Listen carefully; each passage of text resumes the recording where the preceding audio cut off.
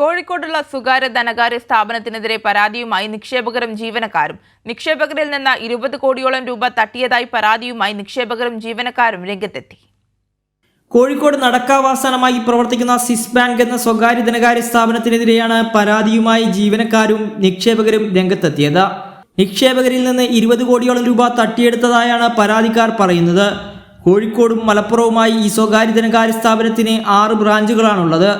3 വർഷം മുമ്പ് നടക്കാവ് കേന്ദ്രീകരിച്ച് നിധി ലിമിറ്റഡിന് കീഴിൽ രൂപീകരിച്ച ഈ സ്വകാര്യ ധനകാര്യ സ്ഥാപനം 3000 പേരിൽ നിന്ന് നിക്ഷേപം സ്വീകരിച്ചതായാണ് വിവരം.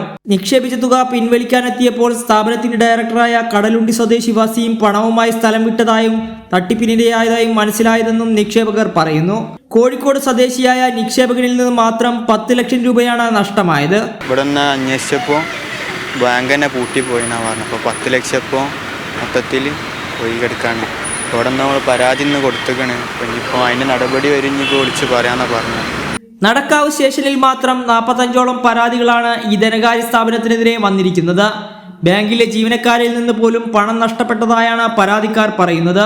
എരിഞ്ഞിപ്പാലം സ്വദേശിയായ വഴിയോര കച്ചവടക്കാരനായ അനിലിന് ഈ ധനകാര്യ സ്ഥാപനത്തിൽ 5 ലക്ഷം രൂപ ഡെപ്പോസിറ്റ് ഉണ്ടായിരുന്നു.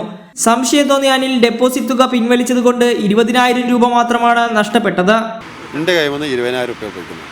എന്നുവെച്ചാൽ ബുക്കിൽ 10,000 രൂപ ഉണ്ട്. ഈ ബുക്കിൻ്റെ അകത്ത് 10,000 രൂപ ഉണ്ട്.